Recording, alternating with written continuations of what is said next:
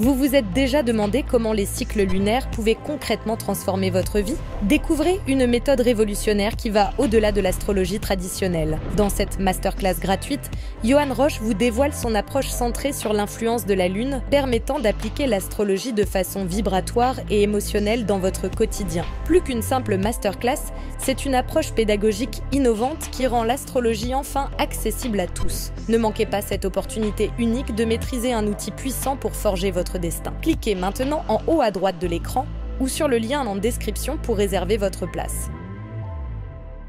Je pense, moi, que le corps, c'est la boîte aux lettres de l'âme. L'âme, elle m'a envoyé des courriers, hein. Mais j'ai pas le temps, on verra plus tard, j'ai du boulot. Puis j'ai reçu un recommandé. On fait tous la gueule quand on reçoit un recommandé. C'était le burn-out. C'est tellement vrai. Et là, là, il n'y a plus rien qui existe. Là, on peut pas dire, ouais, j'ai des clients, j'ai du boulot, mon agenda. Il n'y a plus d'agenda. On est à l'hôpital, on est sous perf, on pleure. Pourquoi il m'arrive ça? Mais pourquoi? On le sait très bien pourquoi. Bonjour, bienvenue, merci d'être là. Voici une nouvelle rencontre que je vous propose avec un éternel étudiant du guérissage. C'est comme ça qu'il se définit. Il s'appelle Gérard Grenet, bien sûr, vous le connaissez. En tout cas, tous ceux qui s'intéressent à la thématique qu'on va aborder dans un instant ont au moins entendu parler, vu ou peut-être même pratiqué l'enseignement de Gérard Grenet. Bonjour Gérard. Bonjour Marc. Merci infiniment d'être là. Je t'en prie. Bien installé, tout va bien? Tout va bien. Quel homme productif! Je suis toujours admiratif des gens qui écrivent autant, qui produisent autant. Vous trouvez le temps d'écrire comme ça? La nuit, il y a la nuit, Marc. Il y a les dimanches. J'ai arrêté d'aller à la messe. Voilà. Oui. Extraordinaire. Vous connaissez ça, ce sont les ouvrages de Gérard. On va les étudier ensemble. Mais il y a le petit dernier qui vient d'arriver, qui est ici et qui est une Bible, véritablement, lorsque on s'intéresse à cette thématique de la radiesthésie et du pendule. D'ailleurs, est-ce que radiesthésie, c'est le mot générique dont fait partie le pendule? Ou est-ce que le pendule, c'est la radiesthésie? Les deux se confondent. Radiesthésie, ça vient du latin radius, rayon, et du grec esthésie, être sensible au rayonnement. Et pour être sensible au rayonnement, il nous faut utiliser un pendule.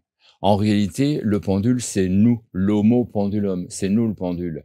Mais c'est tellement fin qu'on n'arriverait pas à décoder ce qui se passe en nous. Donc le pendule va être l'amplificateur qui va nous permettre de décoder ce qui se passe en nous. Bon, j'ai dit que vous étiez un éternel étudiant du guérissage, encore aujourd'hui? Encore aujourd'hui et toujours jusqu'au dernier souffle. Le guérissage, pour moi, qu'est-ce que c'est que le guérissage? C'est un néologisme, hein. On va pas le trouver dans le Petit Robert. Non. Je ne sais pas si c'est moi qui ai installé ce terme ou pas, mais on s'en fiche un peu, hein, genre une médaille. Le guérissage, c'est un concept qui considère la personne dans sa globalité, donc corps, esprit, mental, spiritualité, tous les vecteurs qui constituent un être humain, les vecteurs de son habitat, toute sa sphère de vie, où il travaille, avec qui il travaille, comment il pense, etc., etc. Au lieu d'être comme dans l'allopathie où on est séquentiel, on est complètement global. Et on va demander aux patients d'être complètement partie prenante. C'est-à-dire, on va former un binôme, le fameux mastermind de Napoleon Hill. On va demander aux patients et aux thérapeutes d'être complètement en fusion pour pouvoir obtenir le meilleur résultat. Donc, c'est toujours un petit peu difficile parce qu'on vit dans une société où les gens sont très assistés et ils pensent que je suis malade, mais c'est pas de ma faute. Et comme disait Dolto, c'est pas de votre faute, certes, mais c'est de votre fait. Et donc, avec le guérissage, on installe tout de suite une responsabilité de la personne. Si elle est responsable de son désordre, c'est peut-être elle la plus responsable de la remise en ordre.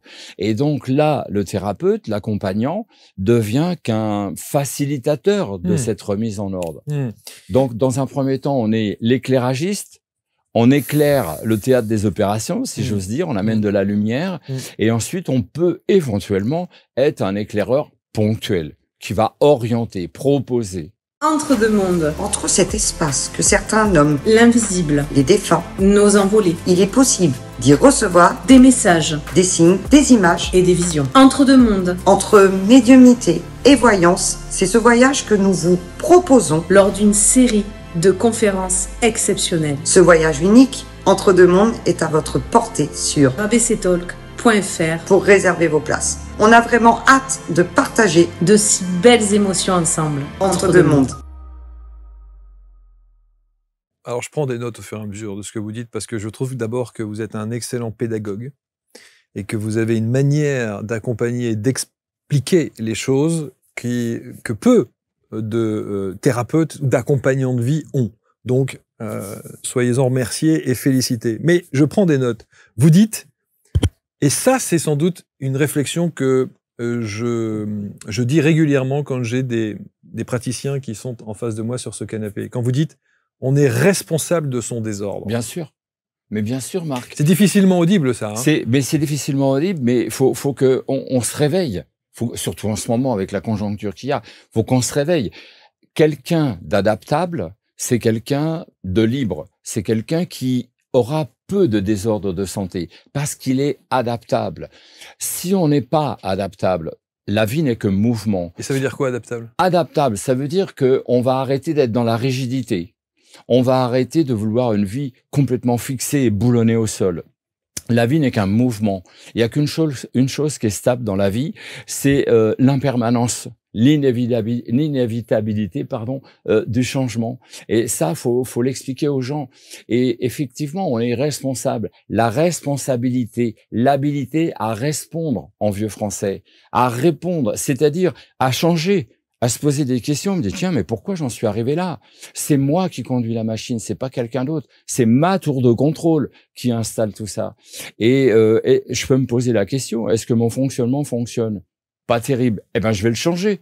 C'est ça la responsabilité. Même dans la maladie. Pardon? Même dans la maladie. Mais bien sûr, la maladie est une création, comme on va créer sa vie, comme on va créer un métier. On va créer parfois des choses superbes, on va créer des choses très merdiques. C'est toujours une création. C'est toujours tout ce qu'on fait. On est un canal intelligent et créateur de notre vie. Et la plupart des gens ne le savent pas. Hein, ils vivent leur vie par défaut. Alors quand ça va, ils vous disent ça va. Quand ça va pas, ils vous disent bah j'attends que ça aille mieux. Mais non, on n'attend pas que ça aille mieux. On change, on se reconceptualise. C'est ça le guérissage. Je me réinvente. Et c'est quelque chose qui est absolument normal. C'est quelque chose qui est tout basiquement humain. Quand on voit que ça va pas, ça déconne, c'est bas d'énergie, bah je change, je revois ma copie. On fait ça dans le travail, on fait ça dans l'amour, on fait ça dans la santé, on fait ça partout. Tout le temps. C'est tant qu'on est heureux, qu'on est en harmonie, qu'on est en pleine sérénité, en accord avec soi-même, il n'y a pas de raison de changer. Mais dès l'instant qu'on voit que ça va pas très bien, effectivement, on est la cause qui produit les effets. Vous avez toujours eu cette philosophie de vie? Oh, je pense que oui. Je pense que oui, parce que bon, moi, je descends, je viens des Gitans, moi, donc j'avais une vue des choses particulières peut-être, où ma vraie loi, elle est ici. Et je suis le bon sens. Et j'ai été livré à moi-même très jeune, j'avais 17 ans. Et j'ai appris comme ça sur le terrain qu'effectivement, je pouvais changer les choses, je pouvais changer, je pouvais sans arrêt, quand je voulais, me réinventer. Je répète ce que je disais il y a 5 minutes, mais on peut même toutes les semaines, tant qu'on n'a pas trouvé la bonne fréquence, la bonne vibration. Qu'est-ce que je vibre? Qu'est-ce que je veux? La grosse question, c'est qu'est-ce que je veux? Voilà. On est tous plantés là-dessus. Qu'est-ce que tu veux? Ah, je voudrais être heureux. C'est quoi le bonheur? Alors, on est tous d'accord. C'est pas la destination, c'est le chemin. Ok. C'est quoi le chemin? C'est quoi le chemin? C'est se réveiller le matin, poser les pieds par terre et dire, ouais, ça me plaît qui je suis. La journée qui va se passer, aujourd'hui, je viens parler chez ABC Talk et tout. C'est génial de vivre un truc comme ça. C'est un métier, ça? Non. C'est un sacerdoce, c'est une passion, c'est une super vie. Donc, je peux peut-être dire que aujourd'hui, je suis heureux. Je vais avoir 72 ans, Marc. Ça fait 55, je sais pas, longtemps que je pense comme ça et que à chaque fois, j'ai bougé comme ça. Moi, j'ai créé ma première entreprise, j'avais 20 ans. Un môme de 20 ans. C'est aujourd'hui, on n'en revient pas. Mais dans mon passé de vieil homme maintenant, je trouvais ça normal, quoi. Je disais, mais non, je vais le faire. Pourquoi je le ferais pas? Et c'est toujours cet élan d'avoir envie de vivre, de changer les choses. Et puis, si ce que je crée ne va pas, je vais le modifier, je vais le réactualiser.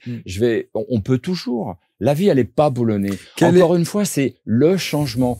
Changer, c'est déplacer sa perception.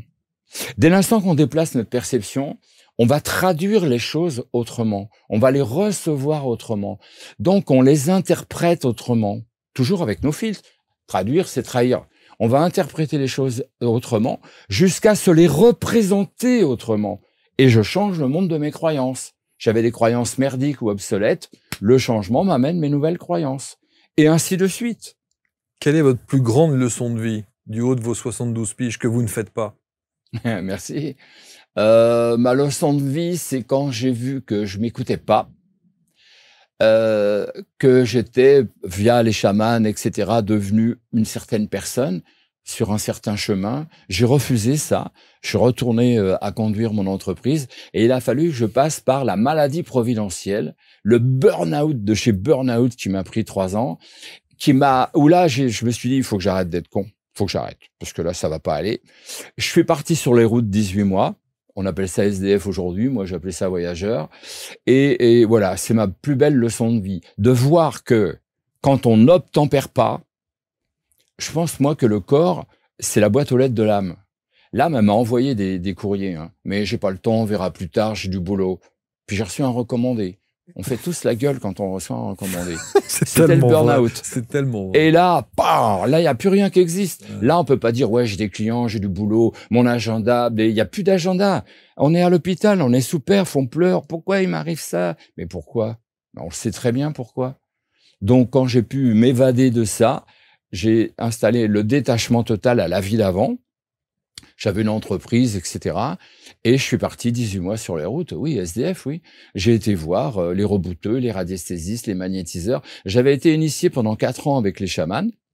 OK, j'avais cette connaissance qui commençait à être solide. Mais qu'est-ce que je fais de ça en France? Alors, j'ai été voir les chamans, entre guillemets, français. Et de tout ça, un beau jour, j'ai dit, mais voilà, je rentre à Paris et je vais faire ça. C'est ça ma vie. Voilà. Mais c'est mon plus grand virage d'avoir, je pensais jamais que je vivrais un burn-out, que je deviendrais SDF.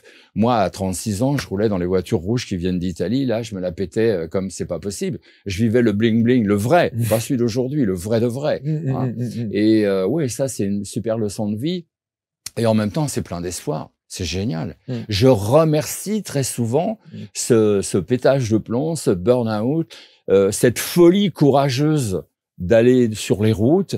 Ouais, je trouve que là, j'ai assuré. Ouais, je suis fier de moi. À l'époque de la création de cette entreprise, vous vouliez d'ailleurs devenir danseur, je crois, au départ. Au départ, ouais. Au départ, j'ai 17 ans, je veux devenir danseur. Danseur étoile, hein, danseur. Hein. Ouais. Mais quand on est fils de gitan, on dit pas ça à son père. Ouais. Ça va pas aller. Ça va pas le faire. Ça va pas le faire. Il va y avoir un décalage. Papa, je vais devenir danseur.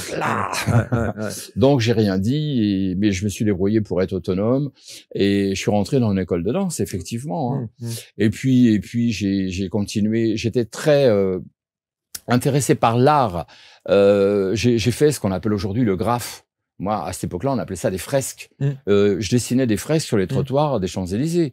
Voilà, et j'ai monté à 20 ans mon entreprise de communication visuelle où je pouvais faire des affiches de Jean Gabin sur 10 mètres de haut pour le Rex, ou une enseigne pour un cordonnier, ou travailler pour la Poste, ou tout ce qui est expression graphique. J'étais styliste. Donc, je travaillais aussi pour la mode. J'ai travaillé pour Gaultier, les équipes Lagerfeld, Christian Lacroix. Je dessinais des accessoires, des choses comme ça. Mais en fin de compte, pourquoi je faisais tout ça? Parce que je me retrouvais dans un état de transe où j'étais bien. L'état créatif. J'étais en alpha, complètement cerveau droit, entre 7 et 15 Hertz, l'état de création. C'est pour ça que je traversais toutes ces choses-là. Et quand j'ai rencontré les chamans, j'ai retrouvé ce même état. Cette modification de l'état de conscience, mais on est en alpha, theta, on descend un peu plus, 4, 5 Hertz, ou bon, parce qu'on visualise, on voit, etc. Mais en fin de compte, depuis le début, je me suis rendu compte qu'à 17 ans, quand je dansais, ou quand je dessinais, ou quand je peignais, etc., c'était ça que je vivais. Et quand je sortais de cet état-là, j'avais du mal à être socialisé. Je trouvais que la vie était difficile. L'être humain n'était pas gentil. La vie était dure. J'avais du mal à supporter vraiment la vie. Et pourquoi ne pas être resté dans cet univers-là de création, de folie Ce qui a fait le déraillement salvateur, c'est qu'à 28 ans, je rencontre les chamans avec des circonstances complètement dingues. Hein. Je sais pas ce que c'est un chaman, je sais pas ce que c'est une voyante. Je suis cartésien, j'ai une entreprise et pour moi la réussite, elle est financière, elle est pure et dure. Voilà. Et il y a des circonstances très particulières qui me font rencontrer un chaman et je vais rester 4 ans en instruction chamanique. Colombie, Venezuela, mais beaucoup en Lozère. Je les faisais venir. Je louais un micro-petit bourg, lieu-dit, où on se retrouvait là pendant 4 ans. Pas 3 jours, hein, tout en gardant mon entreprise. Et en fin de compte, après, de 28 à 32 ans, j'ai fait ça. À 32 ans, mon chaman, il a eu l'idée de quitter la Terre. Bon, ok, il m'a un peu planté là. J'avais toujours mon entreprise, j'avais un choix. Qu'est-ce que je fais ? Je suis chaman ou je suis chef d'entreprise au bord de la nationale 2 c'est un choix cornélien, à la Courneuve. Ouais. Qu'est-ce que je fais hein? Et je voyais pas ce que je pouvais faire du chamanisme à cette époque-là. Je vais aller jouer du tambour avec des plumes sur le crâne devant la mairie. Je vais me faire embarquer très très rapidement. Donc c'était pas acceptable. Ouais. Donc j'ai choisi de conserver mon entreprise.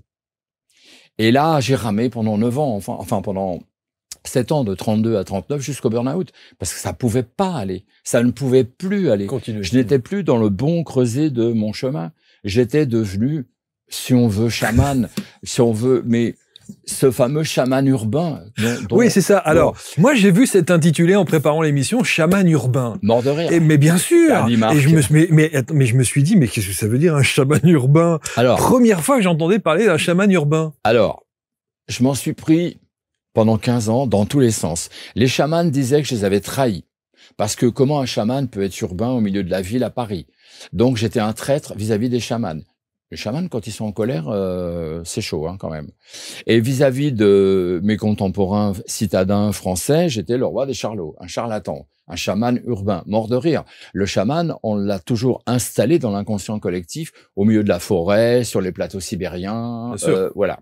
Ou en Afrique, bref. En Amazonie. Mais les chamans, à chaque fois, je les rencontrais pendant ces 4 années d'initiation, me charriaient, voilà, le chaman de la ville. Le chaman de la ville. Il venait me chercher à l'avion, ou bref. Et ça restait un peu un leitmotiv. Gérard, c'est le chaman de la ville. Ça voulait pas dire que j'étais forcément mauvais, mais j'étais de la ville. J'étais le seul. Hein. Et j'ai gardé ça, moi, le chaman de la ville. Ça a fait son chemin. Et je me suis dit, mais si j'urbanisais le chamanisme, si je le contemporanisais, ce chamanisme, si j'arrivais à trouver les codes qui font que mes contemporains français, occidentaux, comprennent ce que je veux dire. Et je suis revenu avec ce chaman de la ville. J'ai dit, mais le chaman, pourquoi qu'il serait pas urbain aussi? Il y a une loi qui interdit d'être chaman à Paris. On n'a pas le droit. Elle est où la loi? C'est quel article? Le code pénal, il dit quoi? Et j'ai commencé à m'installer comme ça en disant, mais moi, je suis un chaman, mais urbain. C'est-à-dire que j'ai contemporanisé, urbanisé le chamanisme ancestral. Je lui ai rajouté le savoir, les codes des praticiens thérapeutes européens. Quand j'ai passé mes 18 mois sur les routes, je faisais Belgique, Luxembourg, France, et j'ai été voir le savoir-faire de nos guérisseurs. J'ai aussi suivi, pour monter un petit peu dans la hiérarchie, j'ai fait l'école Sénato de naturopathie, j'ai travaillé, je suis sophrologue, j'ai toutes les médailles comme ça. J'ai voulu aller voir, j'ai voulu comprendre comment ces gens transmettaient, comment ils travaillaient. Et après, il y a eu la prise de conscience quantique. Parce que j'ai cette chance de pouvoir échanger avec des physiciens quantiques. Parce qu'aujourd'hui, le chamanisme ancestral et la physique quantique disent la même chose. C'est ça qui est formidable. Hein, c'est ça qui est extraordinaire. C'est que leur vocabulaire est certes différent. Mais moi, je suis le traducteur au milieu, entre les chamans et le physicien quantique. Je leur dis, mais si, tu dis ça, mais si, ça, c'est telle chose, etc. Effectivement, on est sur la même longueur d'onde. Et maintenant, les chamans conçoivent complètement ce chaman urbanisé. Oui, c'est vrai. Complètement. On va dire que maintenant, il y a 2 vecteurs chamaniques. Il y a ceux qui sont sédentaires, qui cultivent le chamanisme ancestral. Et il y a les ambassadeurs qui voyagent dans le monde, qui vont avertir, expliquer aux autres, écoutez bien, parce que peut-être que le chamanisme, c'est le rebond spirituel dont on a besoin. Peut-être que les chamans ne sont plus les témoins du passé, mais les ambassadeurs du futur. Et vous vous considérez comme un ambassadeur du futur? Oh, j'ai pas cette prétention. En tout cas, non, mais vous avez votre petite pierre à l'édifice, c'est ça qui est intéressant. Voilà, moi je pense vraiment que on s'en sortira par la connaissance. La connaissance, c'est la guérison. Donc j'essaie vraiment de transmettre et je fais feu de tout bois. Je viens vous voir aujourd'hui, Marc, c'est pour transmettre. J'écris des bouquins, c'est pour transmettre. Quand je suis en consultation pendant l'anamnèse, etc., c'est pour transmettre. Dans les séminaires de formation, c'est pour transmettre. Transmettre la connaissance amène une forme de guérison. Hein, je crois que c'est Alphonse Allais qui a dit « Mourir, c'est un manque de savoir-vivre ». C'est rigolo, c'est sympatoche, mais en même temps, ça fait flipper. Parce qu'il n'y a pas de mode d'emploi. Il n'y a pas de notice de « c'est quoi la vie ? Comment on vit ?» Alors, on nous dit en général, tu verras, la vie, elle t'apprendra. Sympa, voilà. Oui, c'est sûr qu'arrivé à 60 balais, on a vécu plein de choses vraiment pas sympas. On commence à avoir une idée, ou pas. Parce que moi, je reçois plein de gens de 60 balais qui n'ont rien compris. Ils font un tour de manège pour rien, et ils vont finir leur vie d'une façon précaire, malheureuse, horrible. On le voit, on a tous de la famille, des voisins, on a visité les EHPAD médicalisés, on a visité tout ça, c'est sordide.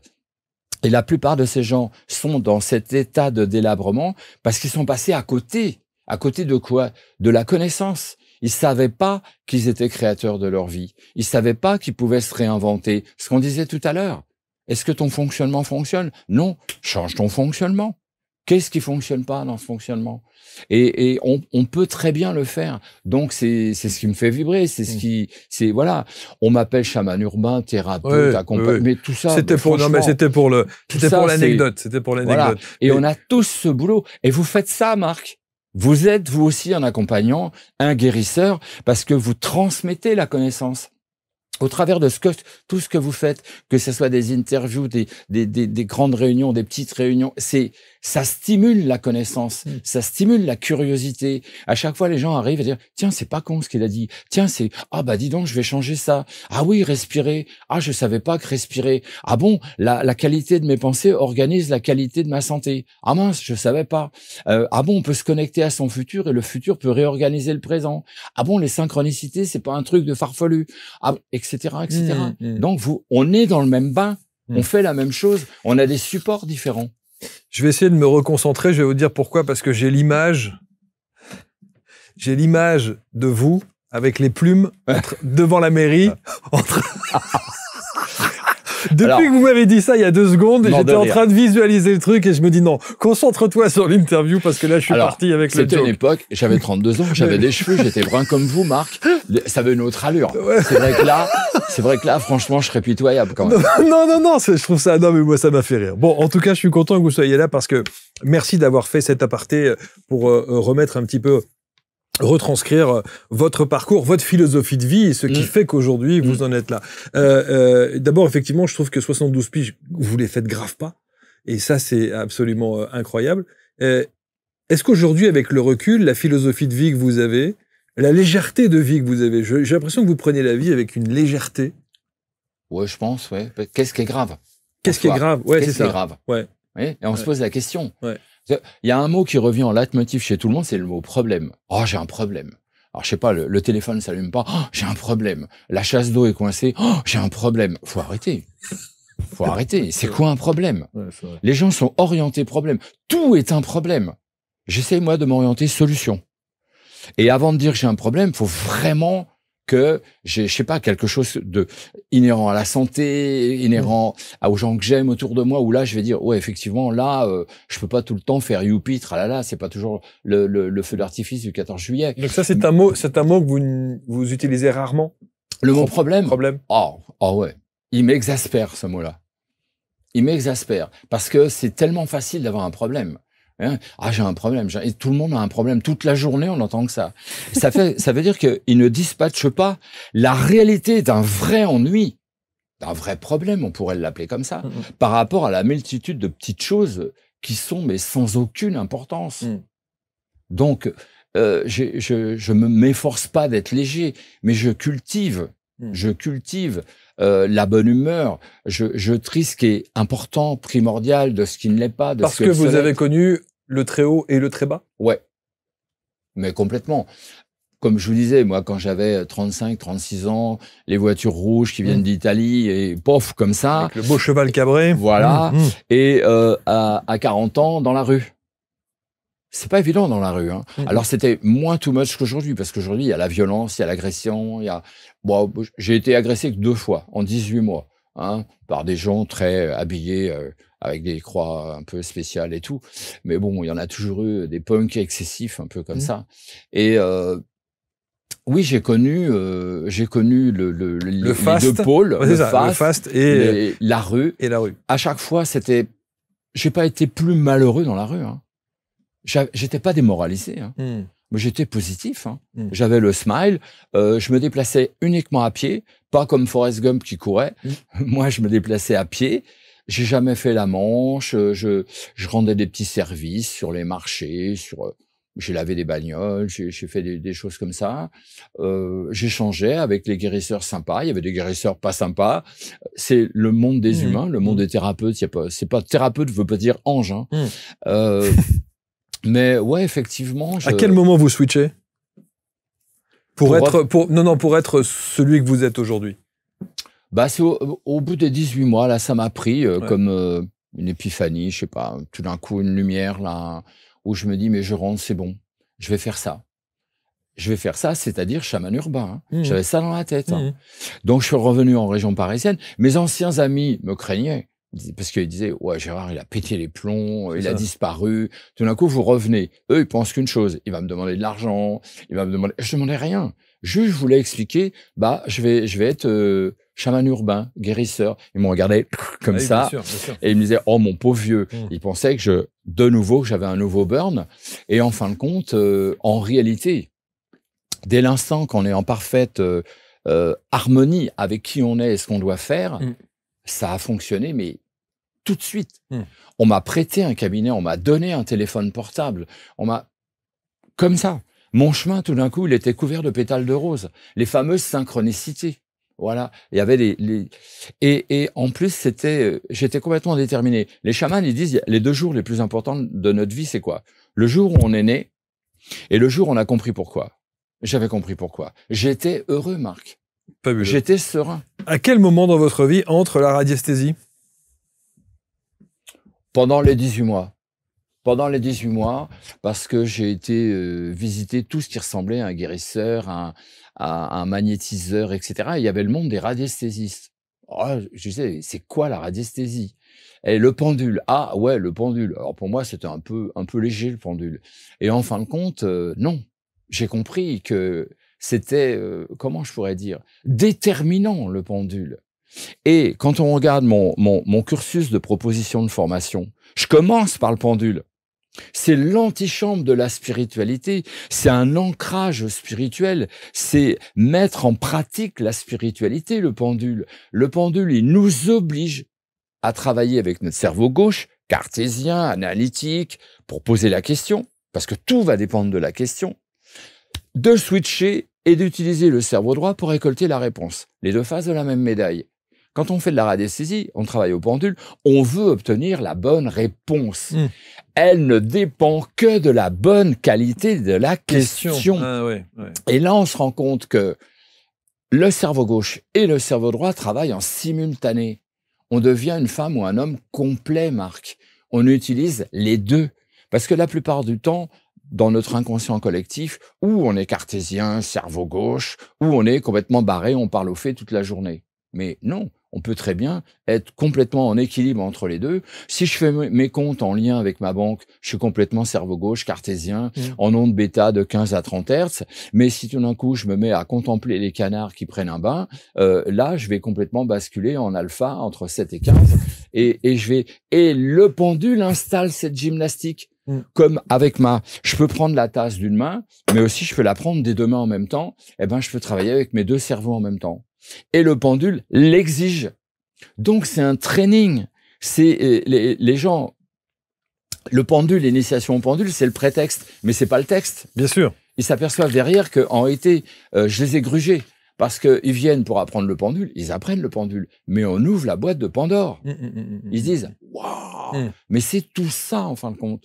C'est du développement personnel, en profondeur. On a posé, alors évidemment, je salue nos amis de chez Animae parce que d'abord, on aime cette maison d'édition, on aime le groupe Le Duc et je trouve qu'ils font d'abord un travail remarquable. Ils soutiennent beaucoup leurs auteurs et sortir comme ça une bible au travers de votre expertise, je trouve que c'est très très bien expliqué pour les gens. D'ailleurs, ça s'adresse à tout le monde pour le coup. À tout le monde. Qu'on soit totalement néophyte ou pro.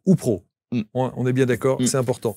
Vous avez dit un truc très important. Vous avez dit, en tout cas, moi qui a résonné, vous avez dit le pendule répond à une question, tout dépend de la manière dont on pose cette question. Quelle est la manière de poser une question quand on s'adresse au pendule? La question, elle doit être d'une grande qualité, c'est-à-dire qu'elle est pertinente, elle n'est pas générique. Donc, elle est précise. C'est-à-dire une question fermée, oui, non? Alors, il va y avoir... Alors, on va revenir aux planches en même temps. Parce qu'il y a deux façons de travailler avec le pendule en radiesthésie. La basique, c'est le oui-non. Vrai, faux. Ouais. Réponse binaire. Ça va répondre à beaucoup de questions. Vrai, faux, ok. Est-ce que les murs sont blancs? Non. Est-ce que les murs sont noirs? Oui. Voilà. Mais la vie, elle n'est pas noire ou blanche. La vie, elle est souvent gris clair, et voilà. Et c'est là qu'on va avoir besoin des abacs, des fameuses planches que j'ai installées là-dedans. Parce que si je faisais une petite projection dans un futur proche, on va imaginer une amie qui vient me voir et elle me dit je suis demandeuse d'emploi, je cherche un travail. Est-ce que tu pourrais me dire avec ton pendule si je vais trouver du travail bientôt? Si je me cantonne à la réponse oui, non binaire, mon pendule va être très embêté. Il va osciller entre les deux parce que c'est pas oui ou non. C'est oui, mais, etc. On a besoin d'une relativité, d'une quantité, etc. Je prends mon abac, le plus simple, celui qui est partagé en oui, en non, avec des graduations. Je vais lancer mon pendule à l'axe. C'est le prochain. Le suivant. Je l'ai pas.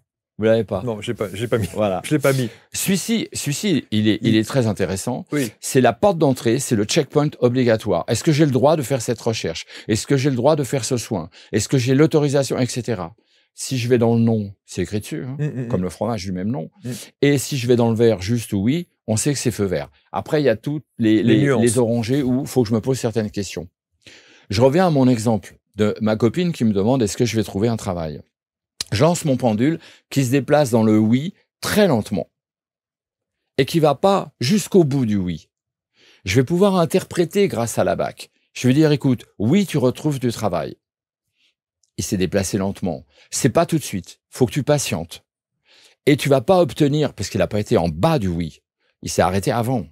Mais tu vas certainement pas obtenir ce que tu cherches en ce moment. Ou c'est le poste, ou c'est le salaire. Mais voilà, il va y avoir une relativité. Patience, et tu n'auras pas exactement ta réponse à ta demande. Voilà, les abacs qui vont servir à installer des précisions, des relativités, des idées de quantité, de temps, etc. Des choses, des éléments qu'on ne peut pas simplifier avec oui ou non. Ça marchera pas. Quels sont ces... Oui, pardon. Et pardon, Marc.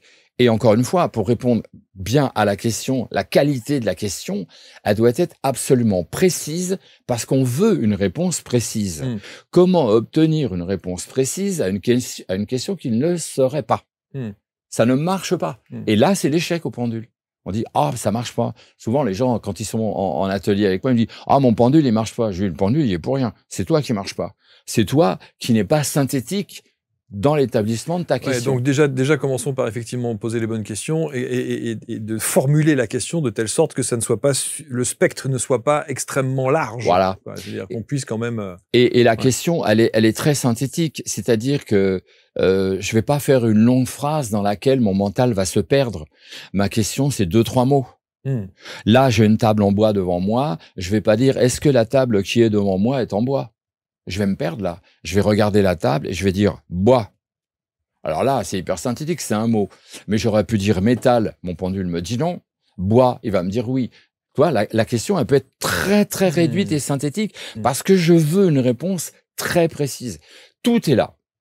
On pourrait dire que la radiesthésie, ça fonctionne à 100%. Le seul problème, c'est que c'est un humain qui tient le pendule. Et que c'est lui qui pose la question. Et c'est vrai que je vais vous dire, et on se dit les choses très clairement, moi je vois des tas de gens qui manipulent le pendule. Ouais.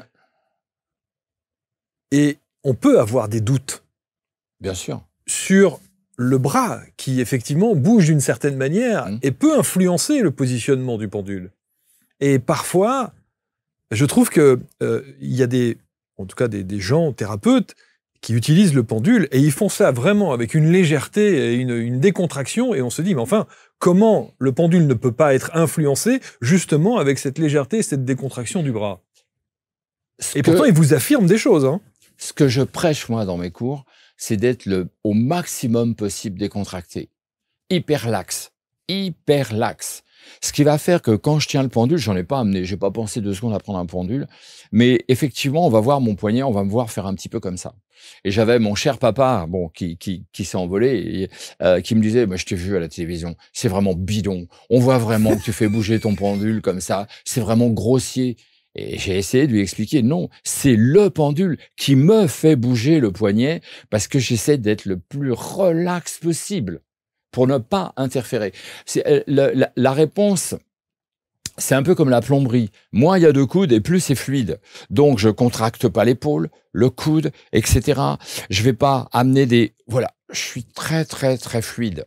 Parce que le pendule, il amplifie des micro-contractions musculaires profondes. On a 16 capteurs dans le corps qui contiennent, ce sont des centres magnétiques. Ils contiennent du cristal de magnétite, donc de l'aimant naturel.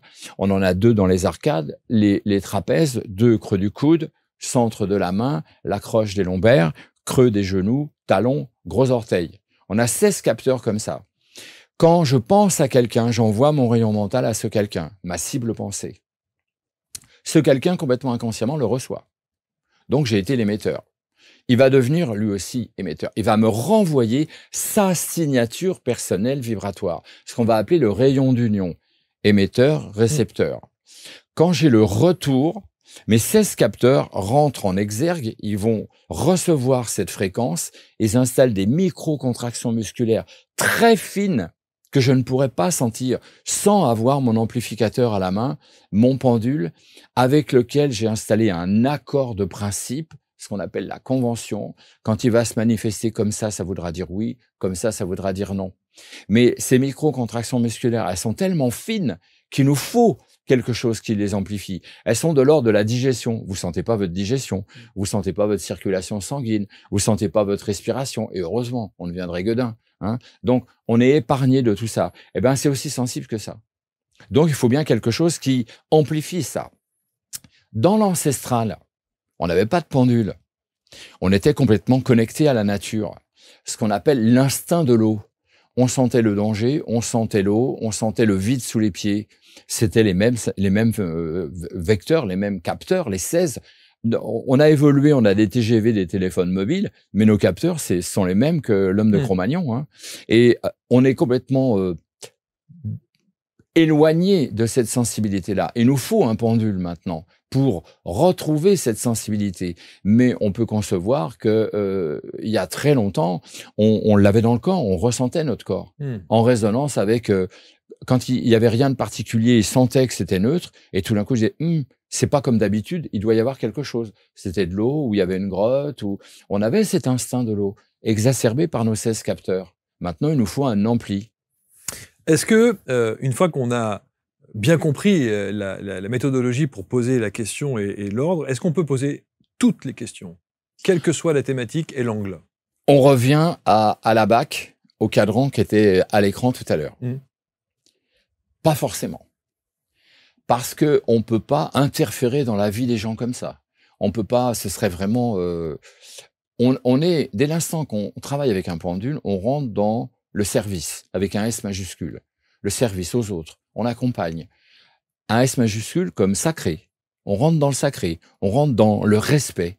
Donc, on va pas interférer dans la vie des gens qui nous ont rien demandé, ou on va passer, et c'est pour ça que j'ai créé ce filtre-là, est-ce que j'ai l'autorisation de faire telle recherche? Un monsieur vient me voir, sa femme a disparu. Il me demande, est-ce que vous pouvez m'aider à la retrouver? Faut que je la retrouve ou pas? Elle a bien fait de se barrer ou qu'est-ce que je fais? Alors, je vais interroger ce monsieur. Je vais m'en faire une idée qui va peut-être m'amener à dire, il faut surtout pas que je retrouve cette dame. Elle a bien fait de partir. Ou alors, si, elle est en perdition et il faut la rechercher. Donc, ça va être mon bon sens qui va arriver à me donner la route à suivre ou à ne pas suivre, ou alors c'est, encore une fois, un abac comme ça qui me dirige vers c'est OK, c'est pas OK. Mais on va pas, comme un bulldozer, j'ai un pendule, allez, moi je réponds à ce que vous voulez. Non, non, parce que avant tout, il faut que ça soit juste. Mais au-delà de le faire pour les autres, pour soi. Il n'y a aucun problème. Idée préconçue que de croire que pour soi, on peut pas. Encore une fois, c'est toute la faiblesse de l'être humain qui tient le pendule, parce que dès l'instant qu'il y a des enjeux de santé pour soi-même, ou des enjeux émotionnels, est-ce que mon fils va avoir son bac? Mon fils, son bac, je veux qu'il ait son bac. Je le veux tellement que là, je vais peut-être influencer mon pendule. Là, je fais pas de la radiesthésie, je suis en plein charlatanisme. Je suis resté cerveau gauche. Donc, je fais bien attention à ça quand c'est pour moi. S'il y a des enjeux, des choses que je souhaite ou que je redoute, faut simplement poser le pendule, souffler, boire un petit verre d'eau, aller faire un pipi de cow-boy ou de fée. On fait le tour du pâté de maison. Puis quand on sent que on est OK, on reprend le pendule et ça va marcher. Ouais. Faut simplement être dans cette lucidité de là, je suis pas OK pour la radiesthésie ou c'est bon, j'y vais. Mais bien sûr. En tout cas, on ne peut pas, et ça, je retiens cette leçon, le pendule ne peut pas vous mentir. S'il y a une erreur, elle vient de vous. Ouais, complètement. Si le pendule me ment, c'est moi qui me mens. C'est moi qui l'induis. C'est moi qui n'ai pas basculé du côté du cerveau droit, du côté descendu dans l'alpha, et je suis resté dans un contrôle cérébral qui veut obtenir, qui veut faire plaisir. Vous me posez une question très personnelle, par exemple, Marc. Et moi, je veux me faire bien voir de Marc ou faire plaisir à Marc. Je peux complètement conduire mon pendule. C'est juste du charlatanisme, c'est pas de la radiesthésie. C'est très sensible. C'est très sensible. Donc, c'est en même temps, ça nous aide à obtenir une certaine discipline de vie. Quand est-ce que je me mens? Quand est-ce que je suis dans le déni? Parce qu'on est des champions du monde pour ça. Hein. Voilà. Donc, quand vous êtes radiesthésiste, quand vous pendulez souvent, vous vous êtes éloigné de ça. Vous savez très bien que vous êtes en train de dire n'importe quoi ou de vous raconter n'importe quoi. C'est pas forcément aux autres, hein. C'est souvent à soi-même. Ouais, mais non, mais c'est pas grave. Non, mais j'ai pas le trac. Ouais, mais non, mais si. Mais voilà, ça nous aide à être très lucide. 333, les planches du pendule. Quelles sont-elles? Alors, pas évidemment les énumérer, les 333, mais pourquoi 333? D'où ça vient et qui a théorisé ça? Alors, ça, c'est pareil, les fameux signes qui viennent voilà, chez le Duc, l'éditrice avec qui je travaillais à ce moment-là me dit, t'en as répertorié à peu près combien de planches comme ça? Je dis, à la louche, il y a un gros 400, 410. Elle me dit, ça tiendra jamais, on doit mettre une spirale. Moi, j'avais expliqué ce que je voulais, hein. Un coffret avec la spirale pour que ça soit très... qu'on puisse vraiment l'utiliser d'une façon très fluide avec un pendule à la main. Hein, c'est fait pour travailler avec. Et donc, ils ont fait un essai, un montage à blanc avec des feuilles, la spirale au milieu, etc. Et le retour, elle me dit 350, maximum 350. Ah, je dis bon, bah, je vais revoir ma copie. J'ai enlevé les abacs, les diagrammes qui étaient un peu superflus, déclinés d'un autre ou d'un autre. Puis en fin de compte, je me rendais compte que sur un abac, il pouvait y avoir 2 ou 3 lectures, donc ça m'enlevait des exemplaires. Bref, j'arrive à m'en donner une certaine quantité. Je les compte. 333. Alors, ça me fait sourire. C'est un joli signe. Donc, j'appelle mon assistante, Aurore, je lui dis, je t'envoie le fichier, combien tu vois d'abac? Un petit moment après, 333, avec les petits rires et tout, comme ça, le pouce comme ça.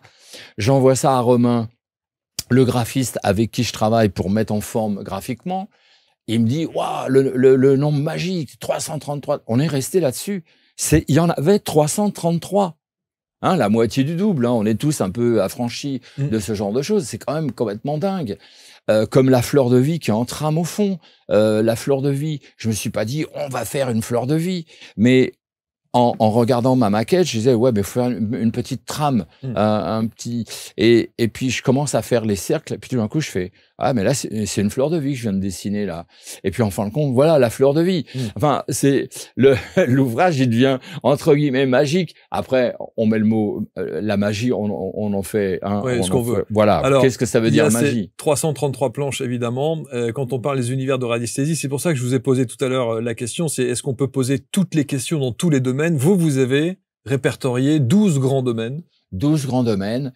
J'ai évité l'approfondissement de la santé pour une histoire de responsabilité, ma responsabilité, bien sûr, et la responsabilité des gens qui me font confiance, par exemple les éditions Le Duc. Donc vous êtes resté sur le mieux-être et le corps, c'est ça? Alors voilà, on a été loin proche de la santé, mais jusqu'à ne pas proposer des éléments qui pourraient mettre la santé des gens en péril. Parce que il y a des pros qui utilisent ce recueil, il y a aussi des complètement débutants qui savent plus ou moins se servir d'un pendule, on sait pas trop, on sait pas exactement ce qu'ils peuvent faire.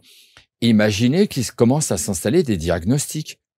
On a déjà surtout pas le droit d'installer un diagnostic, on n'est pas médecin. Pire encore, un lecteur qui achète ça, oh bah tiens, je vais voir, oh bah non, faut que j'arrête mon traitement, oh bah oui, faut que je fasse ça, bah oui, j'ai telle maladie, j'ai pas telle maladie, voilà. Et là, j'ai dit attention, on fait bien attention, on est responsable. Donc, j'ai bien filtré tout ça. C'est pour ça que vous parlez d'éthique. Hein, bien sûr. L'éthique des pendulistes. Et puis je l'ai rappelé de nombreuses fois dans l'ouvrage. Bien sûr, bien sûr. Je crois que je l'ai rappelé 4 fois. Ouais. Ça paraît. On m'a dit ouais, t'es un peu lourdeau. T'as rappelé attention, vous avez une responsabilité. Je dis ouais, mais c'est très logique de le rappeler et encore de le rappeler. Donc 12 grands domaines de la radiesthésie. On parle de géobiologie avec l'habitat évidemment, le corps et le bien-être. Vous l'avez l'alimentation personnalisée avec la liste des aliments. Ça veut dire qu'on peut tester nos aliments avec le. On peut tester ce qui nous va le mieux ou ce qui nous va le moins bien. On peut tester si notre façon de nous alimenter, en ce moment, est en résonance avec nous. Est-ce qu'il n'y aurait pas des choses à varier? Est-ce qu'il n'y aurait pas un essai à faire autrement? Oui, effectivement. Ça, c'est passionnant. On peut complètement personnaliser son alimentation, comme sa respiration, comme la qualité de ses pensées, etc., d'une façon conjoncturelle. C'est pas à vie. C'est en fonction de certains éléments. Il y a également les autres domaines comme, et c'est là où ça rejoint effectivement peut-être un petit peu ce qu'on disait sur la santé, avec des très très gros guillemets, vous parlez de vitamines, vous parlez des oligo-éléments, d'homéopathie, évidemment, des huiles essentielles, des fleurs de Bach, lithothérapie, etc., etc. Donc on peut tout tester en fait.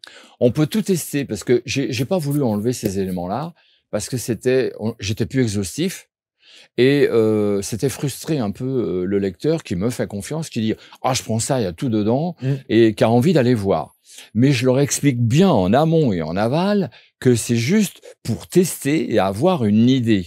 Et que en fonction de cette idée, si on sent que c'est tangible, faut aller consulter un pro. Bien sûr. Il y a ésotérisme et subtil. Ce chapitre, il est intriguant.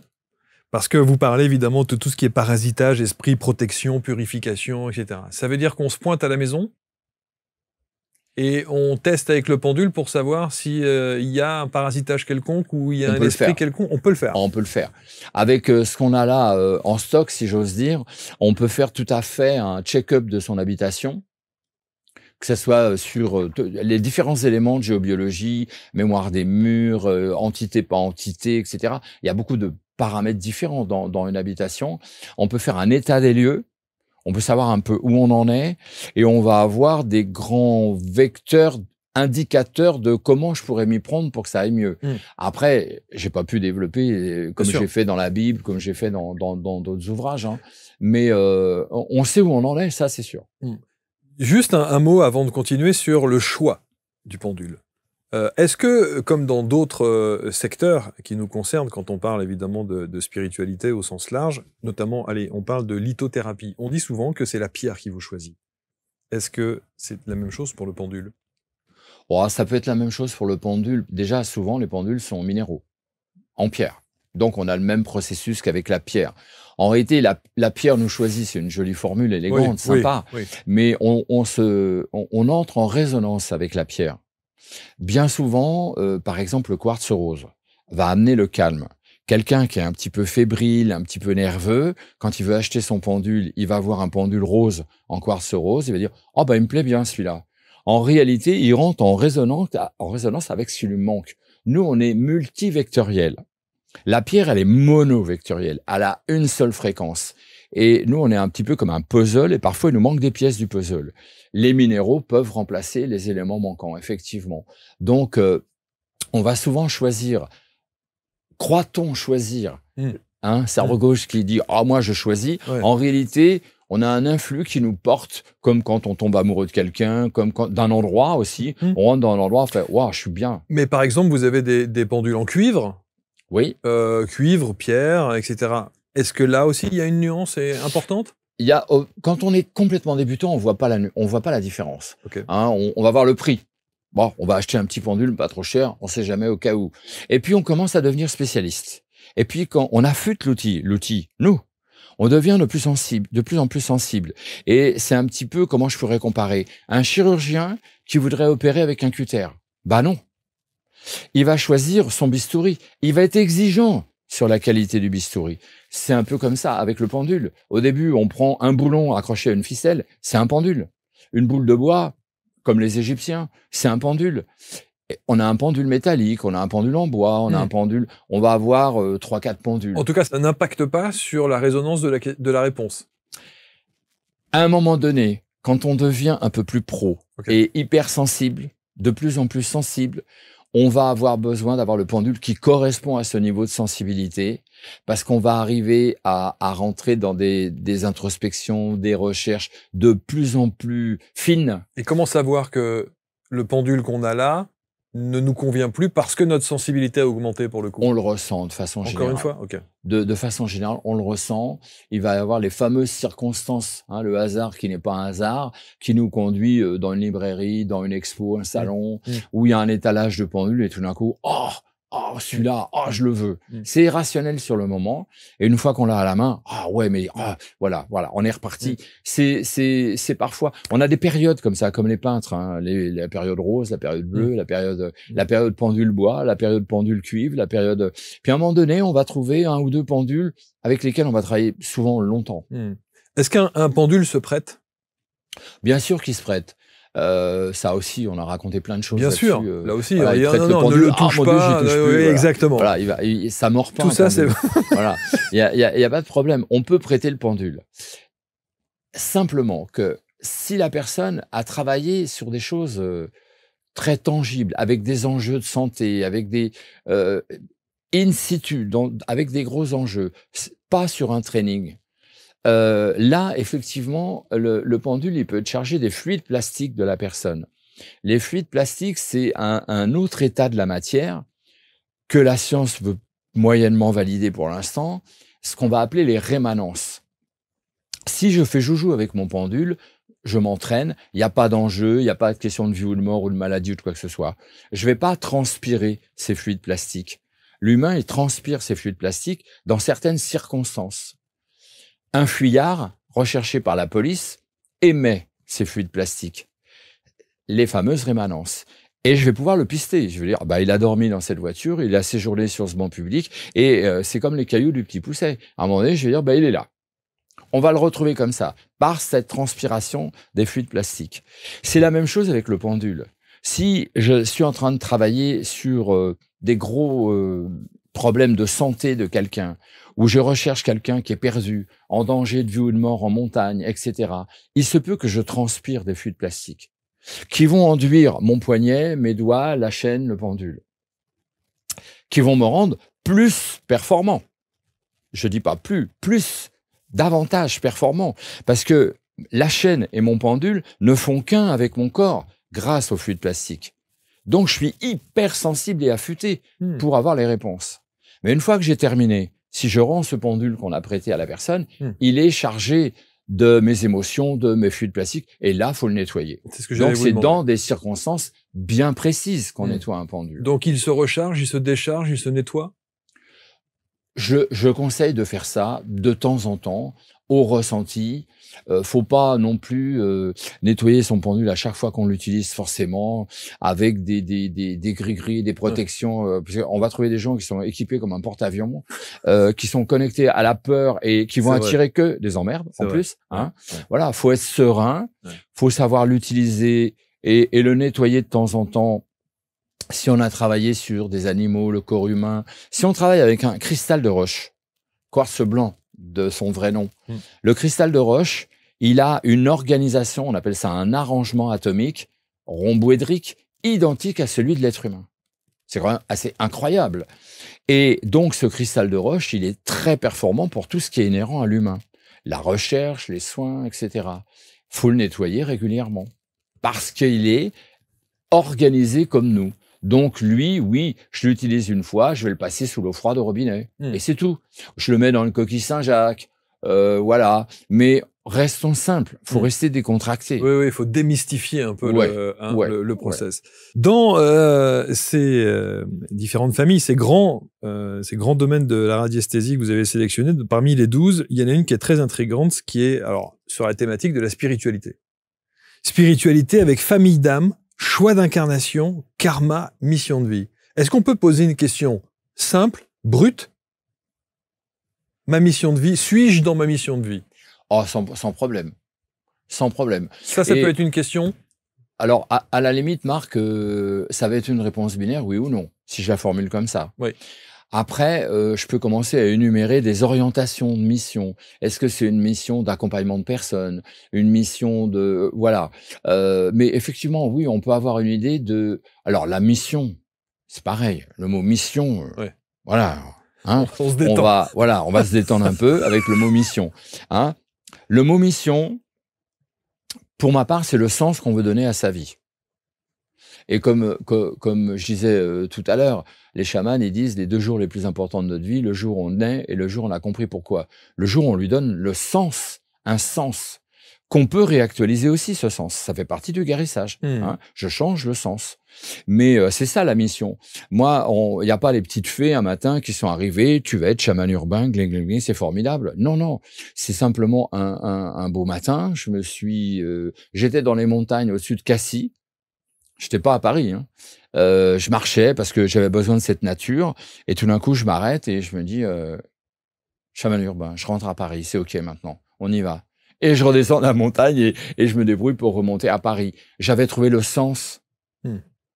C'est le sens qui me va bien, qui m'apaise. Quand je sens ça, j'ai de la joie. Vous savez, la joie sans cause que cultivent les chamans. Nous, on a besoin de quelque chose pour être joyeux. On nous offre un carré de chocolat, un cadeau, on nous offre des vacances, un peu de pognon, tout. Ah, on est content. Mais c'est pas être content. La joie sans cause, c'est la base de la vivance d'un être humain. Et je ressentais cette joie. J'étais joyeux. J'avais un grand smile là. J'avais trouvé, déterminé le sens, ma mission, pourrait-on dire, qui était de transmettre en utilisant tout ce que je pouvais pour transmettre. Très opportuniste. Transmettre quoi? Bah, cette joie, ce minimum de connaissances que m'avaient apporté les chamans. Mais oui. J'ai même été chaman clown, moi, avec eux. Le chaman clown, c'est quand même... ça faut être chaman, hein, c'est celui qui va se comporter d'une façon complètement déglinguée, quoi. Il se lave et au lieu de se sécher avec une serviette, il prend le seau d'eau et il se le met sur lui. On va dire, mais il a un problème, le garçon. Non. Il nous montre à quel point on est dans la rigueur, dans la rigidité, on est loin de la joie, etc. Il nous faut absolument quelque chose pour être joyeux. Mais non, l'essence même de la vie, c'est d'être joyeux. On est venu là pour jouir de la vie, dans tous les sens du terme. Retenez bien en tout cas ce coffret magnifique aux éditions Animaem, hein, les 33 planches indispensables à la pratique du pendule avec les 12 grands domaines. On en a énuméré quelques-uns, mais évidemment il y a tellement d'autres sujets. C'est un gros travail, ça, pour le coup. Colossal. Colossal, évidemment. Oui. Évidemment. Est-ce qu'il y a des questions qu'on s'interdit de poser? On va s'interdire... Encore une fois, c'est une question de respect par rapport à quelqu'un d'extérieur. Non, mais même pour soi, si on se le fait pour soi. Est-ce que une question sur la mort, on a le droit de se la poser? je vois pas ce qui m'interdirait de poser cette question, parce que dès l'instant que j'ai envie de poser la question, je pose la question, en fin de compte. Dès l'instant que j'ai l'envie de, comme on dit souvent, tromper, c'est quoi? Ça commence où, tromper? Ah oui, bien sûr. Ouais, donc Bien sûr. c'est un peu ça. J'ai envie de poser une question sur ma mort. Bah, pose-la, Loulou. Va jusqu'au bout. Parce que si je la pose pas, je suis frustré, j'installe le déni. Moi, je dirais que, ouais, bon, je dis peut-être une bêtise, mais je pense que oui. Et on a toujours cette forme d'intelligence supérieure qui est au-dessus de nous, quelque chose de plus grand que nous, qui de toute façon va nous remettre les pendules à l'heure si on a été trop loin. Et il y a le fameux abac de tout à l'heure. Est-ce que j'ai le droit de me poser cette question? Oui, bien sûr, bien sûr. On peut faire ça. Je passe par là. Dès l'instant que c'est délicat, je passe par là. Bon, la Bible du pendule. Ça aussi, aux éditions Le Duc, comme toujours, magnifique. Et ils travaillent bien, Le Duc, parce c'est toujours des beaux ouvrages. Ouais, c'est sympa. Ouais. C'est presque un livre de collection. Ouais. Non, mais franchement, c'est vrai. La Bible du pendule, qui est complémentaire à on pourrait dire qu'ils vont ensemble. La Bible du pendule, ça va de l'historique à comment on pratique le pendule, avec beaucoup de détails d'exercices, d'ateliers, etc. J'ai vraiment beaucoup bossé là-dessus. Et après, il manquait quoi? Il manquait les abacs qui viennent en complément. Voilà, donc vous le trouverez dans ce coffret qui est ici. Un petit tour d'horizon rapide dans la revue de presse, évidemment, de ce que vous avez produit et de ce que vous proposez, Gérard, parce que là, il y a beaucoup de choses. Vous aussi, vous êtes chaman? Alors ça, Marc, c'est le premier. C'est la première fois que j'ai écrit un ouvrage. Parce que moi, je suis un auteur ponctuel, je suis pas un écrivain. Et c'est vraiment ce qui détermine, oui, quand j'ai écrit « Vous aussi, vous êtes chaman », je le pense sincèrement. Je pense que pour s'incarner en être humain, il faut être chaman. Je pense qu'on est tous chamans et qu'on ne le sait pas. On croit que c'est réservé à une élite de personnes, mais qu'en réalité, il suffit qu'on nous renvoie l'information, ce que j'essaye de faire, pour qu'on comprenne qu'effectivement, intrinsèquement, on est chaman. On a cette sensibilité-là. Et si vous voulez avoir des secrets de chaman, et notamment du chaman urbain, hop là, il y a celui-ci. La suite, voilà. Logique. Incontestablement, vous allez en apprendre beaucoup. Et je pense que là, il y a quelque chose de très, très intéressant à aller chercher pour développer son potentiel et monter en vibration essentielle. Et puis, encore une fois, le pendule. Le pendule, ça, c'est une petite Bible. Tout à l'heure, on a vu la grosse Bible. Si elle fait un peu peur, on a une réduction, mais là, on n'a pas évidemment tous les exercices, on n'a pas l'historique. L'historique est complètement... c'est en général très chiant, un historique. Et je me dis, mais si je fais une Bible, je suis obligé de passer par l'historique. Et j'ai essayé de faire un historique avec des anecdotes, des histoires, des références qu'on connaît tous. Et en fin de compte, j'étais très fier de l'historique de la Bible. Ouais, il est super sympa, mon historique. Quel regard vous avez sur votre vie aujourd'hui? Moi, je pense que jusqu'à maintenant, le fameux magique jusqu'à maintenant, j'ai réussi. Je suis très, comment on pourrait... C'est pas de l'ego mal placé. Je suis serein, je suis content de moi, je suis fier de moi. C'est vrai? Je me dis, là, Gérard, sur ce coup-là, jusqu'à maintenant, t'es bon. T'as bien géré ton truc. C'est parti de temps en temps un petit peu comme ça de guingois, mais j'ai redressé et ouais, c'est notre œuvre d'art. Hein. On en fait un chef-d'œuvre ou on en fait une grosse croûte. Qu'est-ce que j'en fais? J'en ai pas fait un chef-d'œuvre, mais j'en fais quelque chose dont vous êtes fier. Ouais, je suis content. Ouais. Est-ce que avant que votre papa n'aille côtoyer les instances supérieures, est-ce qu'il a eu le temps de vous dire qu'il était fier de vous? Ouais, juste à la fin. Oui, il m'a dit, c'est toujours dans les derniers moments, hein, où il m'a dit, mais quand même, ta vie, c'est un film. J'aurais aimé avoir une vie comme ça. T'es un aventurier. Mais je lui dis, tu sais, la vie, c'est une aventure. Je revendique d'être un aventurier. Ouais, il a reconnu. Et après, alors là, on rentre dans la sphère ésotérique, mais j'ai pu avoir des contacts après aussi, où il validait. Et c'était assez drôle parce que c'était un homme charmant, mais relativement basique, qui avait pas cette culture. Et dans le cours de sa désincarnation, il arrêtait pas de répéter merde alors, merde alors, merde alors. Il se rendait compte que ce que je lui avais expliqué avant, qu'il voulait pas entendre, il était en train de le vivre, il le constatait. en répétant simplement, bah merde alors, bah merde alors. Il en revenait pas. Incroyable. Ouais. Aujourd'hui encore, vous le ressentez? De temps en temps, mais on se fiche la paix, on Ouais. se respecte, on est chacun dans nos sphères. Mais c'est facile de me connecter, ouais, c'est facile. Un instant, comme ça, là, vous me posez la question, voilà, je ressens quelque chose, mais que je me désactive aussitôt après. Vous êtes une belle personne, Gérard. Ah, merci Marc, merci Non, beaucoup. vraiment. Vous êtes quelqu'un de bien. Merci. Et authentique et pédagogue. Bah, authentique. Alors là, je suis complètement authentique. Et vous savez ce que vous êtes? Vous êtes un spirit 2.0. Un spirit 2.0, c'est Ouais. quantique ça. Ouais. Vous êtes un spirit 2.0, c'est-à-dire que vous êtes moi ce que j'appelle, vous êtes c'est pas un chaman urbain que vous êtes. Vous êtes un chaman rock'n'roll. Ah, j'aime beaucoup ça. J'aime beaucoup Vous êtes ça. rock'n'roll dans votre attitude, dans votre façon de parler, dans votre débit, dans votre humour, dans les images que vous utilisez. J'ai gardé ça. Et puis, c'est un peu drôle que je sois ici à Montrouge. Parce que moi, j'étais copain. J'avais un très, très bon copain qu'on a tous connu, pas forcément aimé, mais qui était Johnny Hallyday. Et notre copain Coluche. Voilà, je les ai fréquentés à une certaine époque et je venais ici. Je venais à Montrouge et c'était drôle de revenir à Montrouge. Je suis pas venu depuis très longtemps. Et cet esprit rock'n'roll de légèreté, on met de l'humour, on met de la gentillesse, on met de la légèreté avant tout. On se la raconte pas, on se prend pas au sérieux. Faut arrêter un petit peu tout ça. Et effectivement, je suis authentique tout le temps parce que je peux pas être pris en flaque de quoi que ce soit. Je suis authentique tout le temps. Donc je suis décontracté. Le fait d'être authentique. Quand vous jouez un rôle, un peu la flip de me faire gauler, quoi. Mais je suis authentique. Donc, et ce côté rock'n'roll, oui, parce que je pense que la vie, elle est rock'n'roll. Bien sûr, bien sûr. C'est une plaisanterie, c'est une aventure, c'est quelque chose de très succinct, en fin de compte, qui passe très, très vite. Et il faut en profiter un maximum en restant quelqu'un de bien, de propre, et puis partager. Franchement, j'ai eu cette immense chance de comprendre, apprendre, rencontrer les chamans, etc. Et c'est ça que j'essaye de partager avec les autres. Je me dis, je peux pas garder ça pour moi. C'est impossible. Ça m'a illuminé la tête. Moi, quand j'étais enfant, j'avais, je sais pas, 8, 9, 10 ans, je disais à ma mère, tu sais, maman, j'ai peur de la vie. La vie, elle me fait peur.